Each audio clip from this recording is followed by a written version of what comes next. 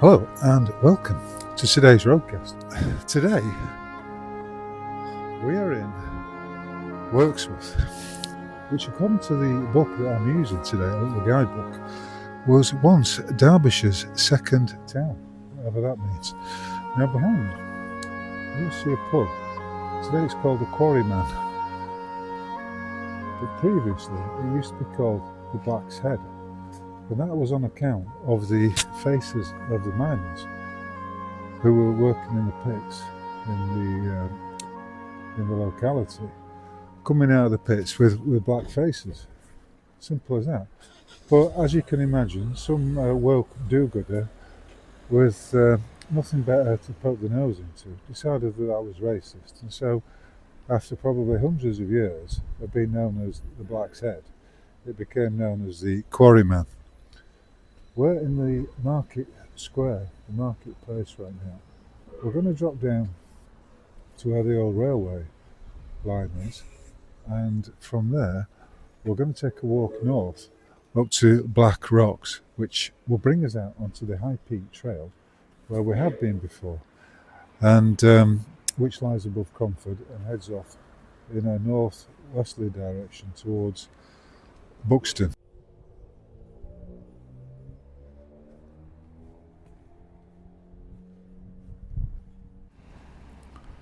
Yeah, as with a lot of these Derbyshire towns, there's some very interesting nooks and crannies.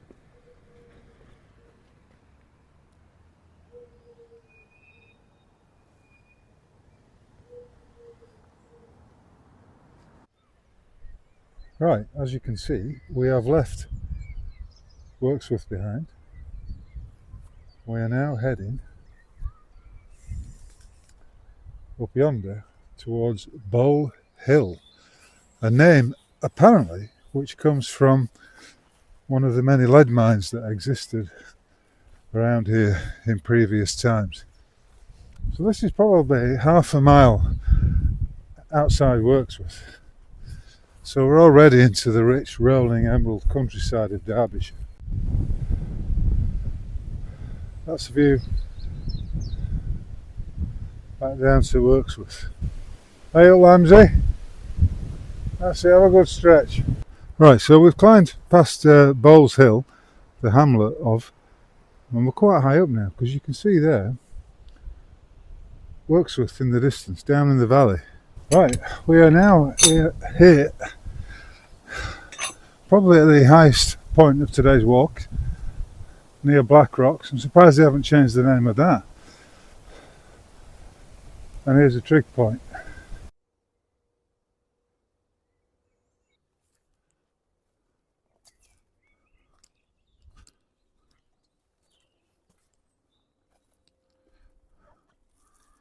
You can see here where this piece is sheared off.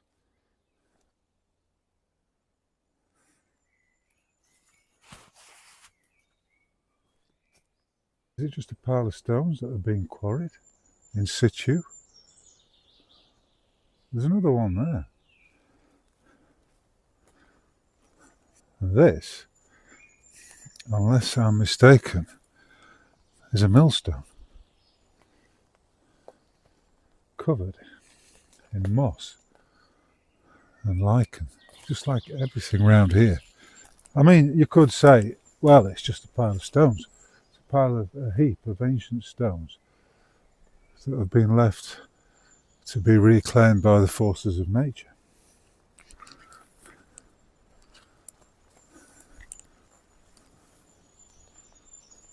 At the risk of getting lost, we're going to take a wander up this side valley.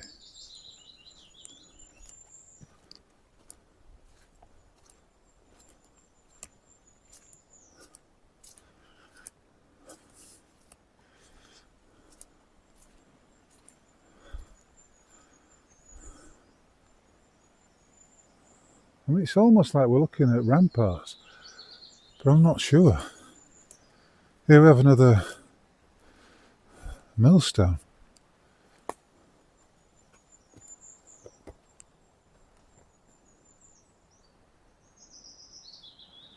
Some marks on it. Ah, the secrets that these stones hold. If only they could talk. If you've got an imagination and you see these shapes, you'll know instinctively that they've not been carved by nature, that they've not been deposited by glaciers millions of years ago. There's something else entirely different. I think they stand as testimony of a great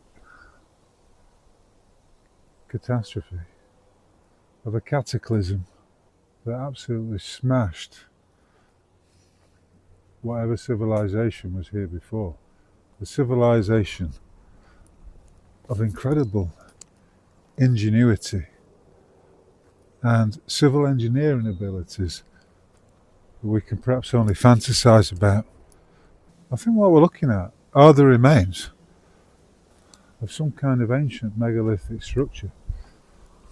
Some archaeologists may call these, well, there are certain parts of Derbyshire where they do acknowledge that there were hill forts, and they'll date them back to the Bronze Age or some distant past, but I don't think they really know. Again, anyone telling you that all of this, with these angular stones, has been deposited by an ice sheet is gaslighting you, and or does not know what they're talking about. They're just feeding you the standard uniformitarian explanation.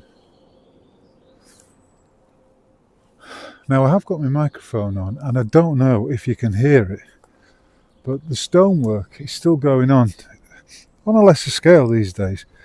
Through those trees over there, there is a quarry, and although the microphone hopefully won't be picking it up, there is quite a noise. There's a lot of machine noise going on. So what, you might ask, is this theory that I have? Where do these structures come from? Who built them?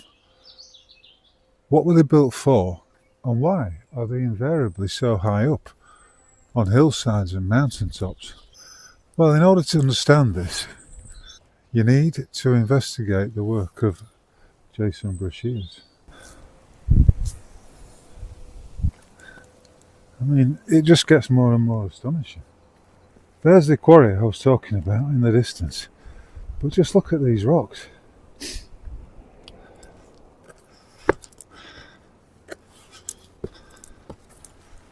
And we're climbing up to the top here. And then we've got Cromford down in the valley below.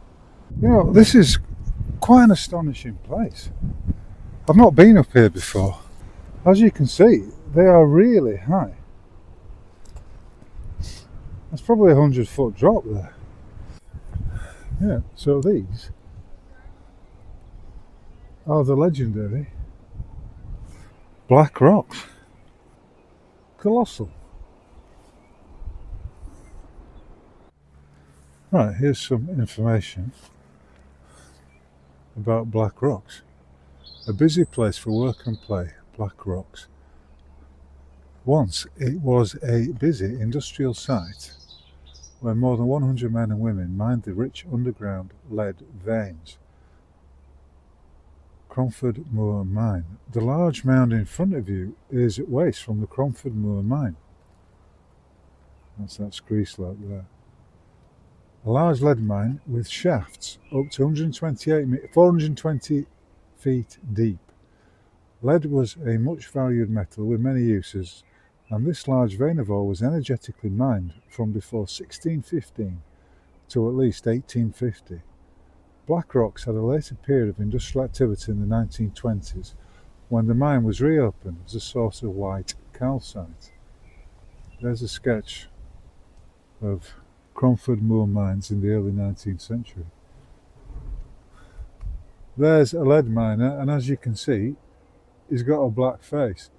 It's not because people were being racist. It's just a a clear description of what someone would look like after they come from a shift down the mine. A lead miner excavates underground and writes lead ore or galena.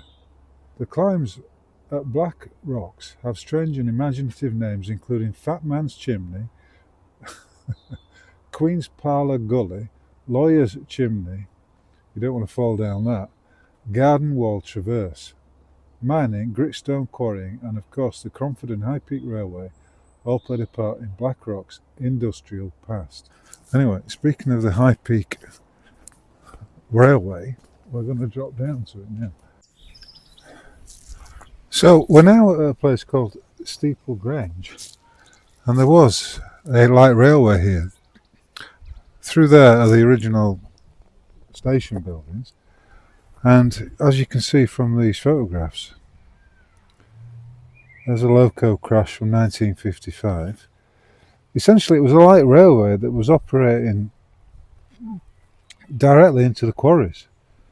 The original line was built to standard gauge by the London North West Railway in 1884. The quarry company acquired the line in 1907, but railway company locomotives still worked the trains. Picture 2 shows such a train leaving the junction. Right, here's some interesting information. We're just outside the National Stone Centre. There's an image known as the Saxon Miner, a stone carving found in Bonsall, but now in Wirksworth, at the church, possibly the world's oldest image of a miner. Within the limestone in this area, there are hundreds of vertical lead ore veins. These are being worked on this site alone from at least 120 mines and adits, level tunnel entrances.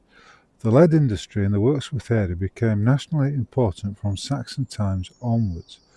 Long before the 13th century, the Barm Mote Court had been set up to judge miners' claims.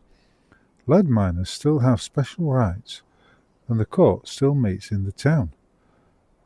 This shaft now goes down only about 30 feet, but was originally probably much deeper. The stone wall lining is locally known as gingin. The origin of lead veins is described later along the trail. Right, you can see the gearing in there. This is what's known as a wheel pit, and it was a winding pit for this incline here coming up ahead. Middleton was one of 9 inclines on the Cromford and High Peak Railway, commenced 1825. Each had an engine house at the top and a wheel pit at the bottom. Wagons were pulled up the slope by an endless steel rope that ran via a series of pulleys between the rails. A railwayman called a hanger-on attached the wagons to this cable by plaiting 2 chains and leather straps. Friction alone held the chains to the cable. The wagons were then sent up the incline. At the same time, wagons were descending on the down track to act as a counterbalance. I don't know if you can make that out, but it's quite steep. Right, that's the incline. We've reached what is known as Middleton Top, and this is the engine house with its chimney still intact, and an example of one of the trucks that would have been hauled up here nearly 200 years ago. It's still got some of the winding wheels, the mechanisms in place here. These would have been the furnaces for generating, the boilers for generating the steam. Right, we set off about 12 o'clock and it's now 3:45. So we're still heading back to Wirksworth. This is the last stage. Just turned off the High Peak Trail. I thought I'll close today's walk with a bit of a discourse on a subject which doesn't get discussed much these days at all, but nevertheless is an important one. And it's the subject of merit or meritocracy. Now, first and foremost, let me state it plainly. We do not live in a meritocracy. In many ways, we don't even live in a democracy. We don't live in a theocracy. We do perhaps live in a kleptocracy, in which we are being plundered at every opportunity. But my point is this: we're living in an idiocracy. We're living in a system, a clown world, perhaps. Although you could say, well, we're not actually living in it. It's there for us to observe what's going on outside in this clown world, in which nobody gets promoted on merit. Nobody gets the job in a public sphere on merit, especially in the realms of politics. And what really provoked this thought in me was reading the latest. I've started reading Don Waterson's book, Traitors, the Pandemic Politicians. Dom, you'll recall, is one of the Waterson brothers with whom I had the pleasure of a conversation last week on their Sheep Farm podcast, or as we're going to perhaps call it from now on, the Rogue Sheep podcast. Anyway, in there he's examining the background of a certain Boris Johnson, right back to his beginnings, which were far from humble. He was born in Manhattan in New York. He went to a school in Brussels. He also went to a preparatory school for Eton, which was called Ashdown House. And if he wasn't, then certainly some of the boys at that school were subjected to child sexual abuse by the teachers there. And it was covered up. But the thing is, Johnson ended up going to Eton. I think he had a King's Scholarship or something to go there. His dad was working for the CIA. He had all kinds of connections. One of them being the eugenics movement. Yeah, it's true. And so if you look through it, and I will include some quotations from it, you will see that Johnson wasn't someone who got into his positions on merit. He didn't just happen because he was such a talented individual, for instance, to get a job at the Telegraph, to have a job at the Times from which he was sacked. It didn't just happen to be a guest on Have I Got News For You, or even come to host a programme.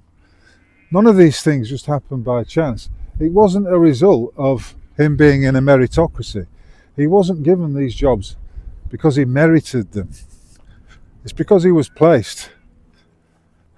He was placed in there. He was groomed right from the very start to take on that role.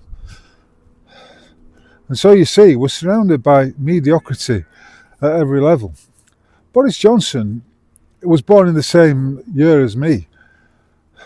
And his cohorts were the likes of David Cameron, Nathan Rothschild, and they were in the Bullingdon, I nearly said the Bullingdon Brothers Society, they were in the Bullingdon group.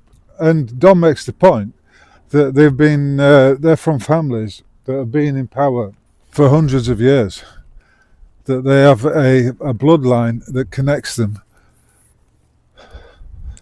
to various seats of power, to various wealthy and powerful families, I suppose you could say, in not just in England but across the Atlantic as well. So it's all pretty much rigged. And of course that means that no one really in such a society gets the job that they're doing on merit. I mean, is it surprising that you have these DEI, diversity, ethnicity, inclusion, I think is what it stands for. They have these quotas for various public organisations like the BBC. In fact, like any organisation these days, they have to satisfy these quotas. And so you have the likes of David Lammy, for instance, the Lord Chief Justice. If you believe that David Lammy has got into that job as a consequence of him being very, very talented, a bright, sharp, intellectual figure who has got the job on merit because he's beaten other candidates, some of whom were were probably better qualified than him. I mean, you can see the contradiction there. It's a system that breeds mediocrity. You know, there's a lot of bullshit spoken about the likes of Elon Musk, for instance. Peter Thiel the vampire. All these individuals seem to be in receipt of excessive amounts of filthy lucre. Bill Gates, for instance. Do you really think that Bill Gates is a genius?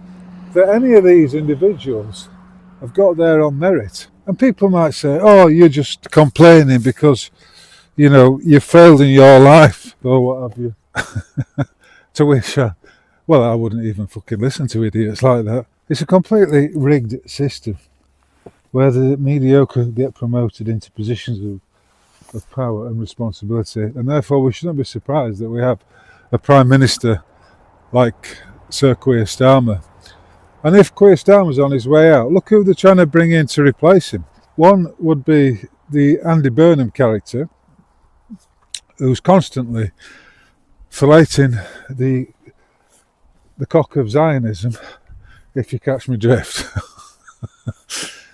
And, he's bought and paid for by the Labour Friends of Israel, or whichever Zionist entity or Jewish financier happens to have his hand up Andy Burnham's backside, and then is operating him like a ventriloquist puppet, ventriloquist doll.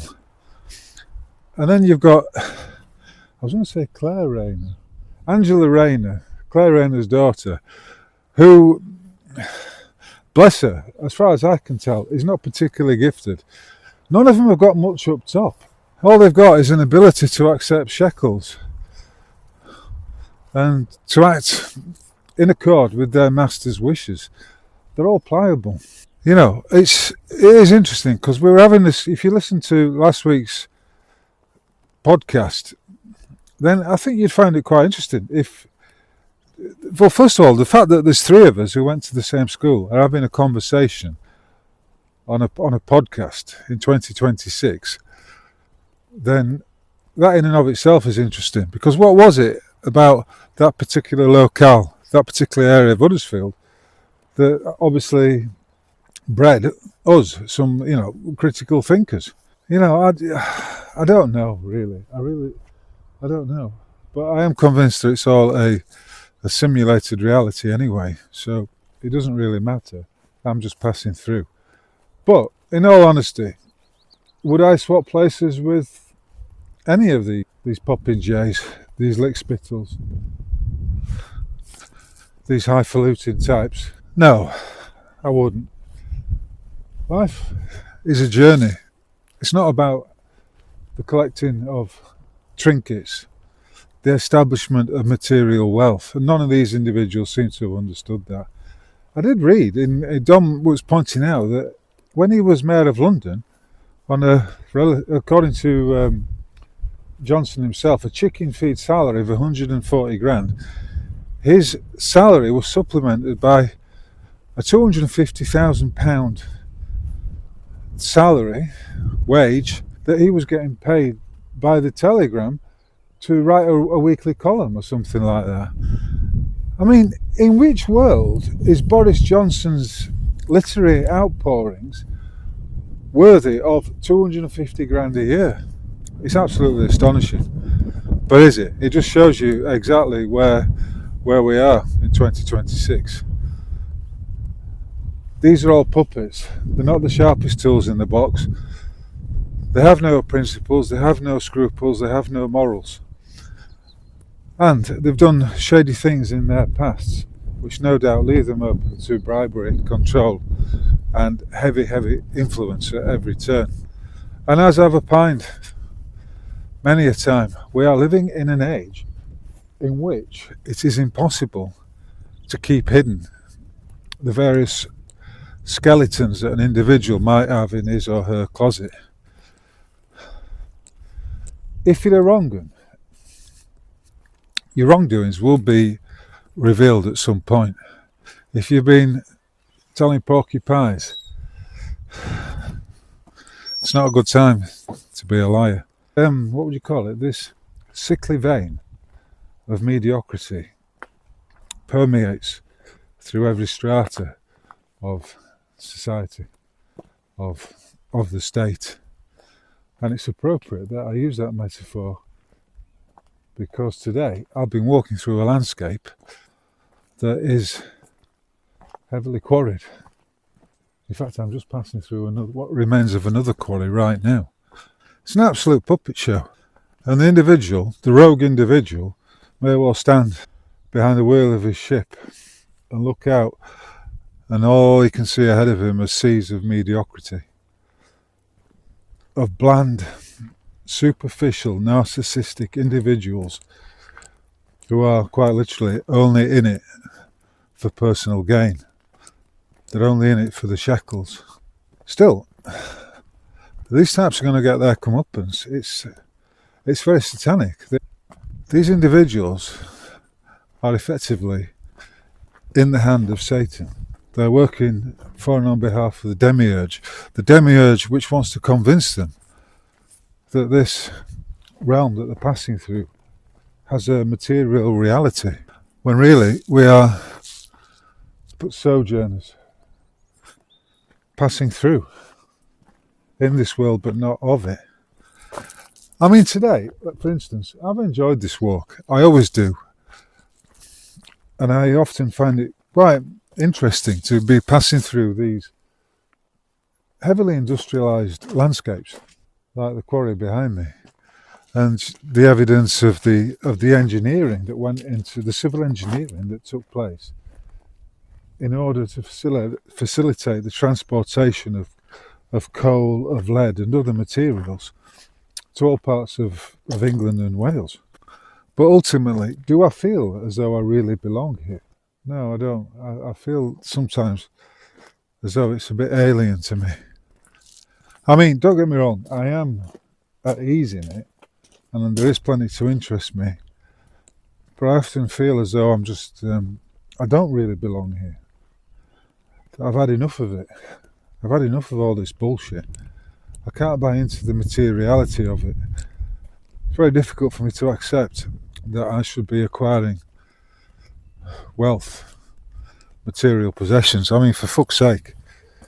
You could say, well, over the last 17 years, you seem to have spent your time just divesting yourself of all your material possessions, including my house, including all the furniture in the house, books, beds, wardrobes, belongings, photographs, journals, all of it. It just flows in and it flows out. I mean, none of that, of course, is not to say I have no intention of enjoying myself, because I certainly do. I will enjoy myself as long as I'm here. And there is a lot to be joyful about. But do I actually really belong here? Is this really home? Is this home? Probably not.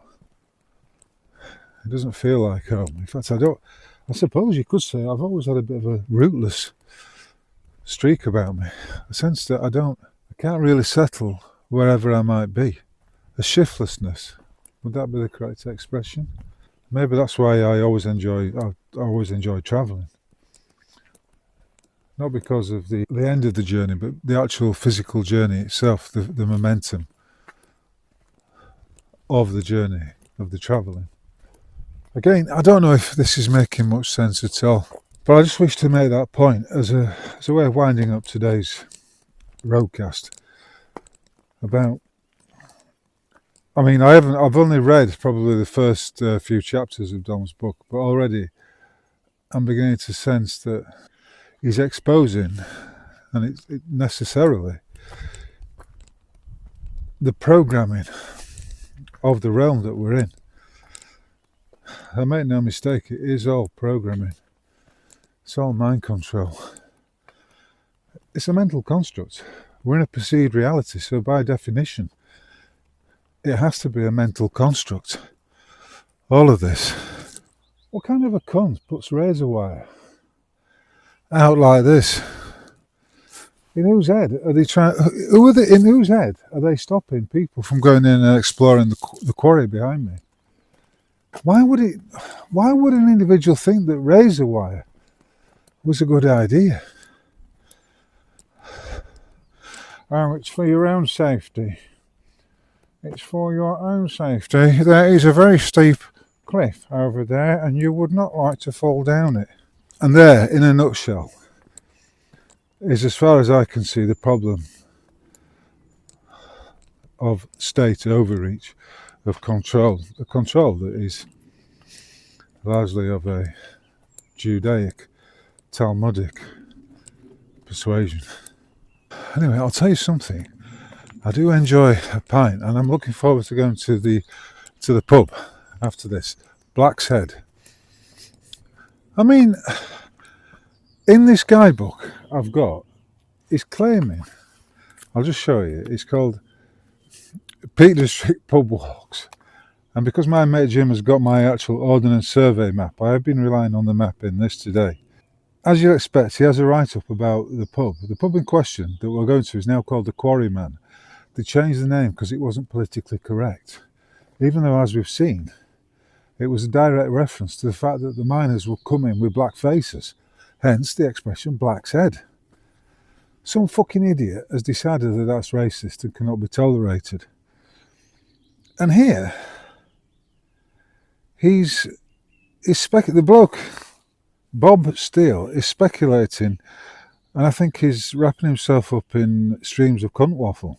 On the marketplace is a very handsome brick-built former Kimberley pub, the Black's Head, which at the time of writing, 2008, hadn't succumbed to the generic pub sign frenzy of Green King, although perhaps ironically the original sign has been replaced by a Saracen, no doubt in the interests of modern sensitivities. Blackamoor's Head was once a common pub name, and the term blackamoor appears in Shakespeare. It's likely that it derives from the Maori tribe whence Mauritania is named. A small but cosy interior awaits, and there's a tiny patio garden. It's likely that the name derives from the Maori tribe whence Mauritania is named. Epic cunt waffle. What a nonsense. Yeah, so that pretty much concludes today's ramble. If I incorporate it with yesterday, it's been quite a long ramble, and I must admit, I've been up since 5 o'clock and I'm feeling in need of some refreshment, probably in the shape of a pint. Anyway, if you've enjoyed this, please, and you're watching it on YouTube, please like, subscribe and all that jazz. If you're watching it on my website and you haven't subscribed already, please give me your name and email address, put it in the box on the roguemail.org site, and you will receive a newsletter from me. I'm aiming to get them out every Sunday. I'm also on Facebook and Twitter, and I am on Substack as well. So, all that remains for me to say, from the surroundings of Wirksworth in Derbyshire, is whoever and wherever you may be, I wish you a splendid day, and I'll catch you on the flip side. Cheers.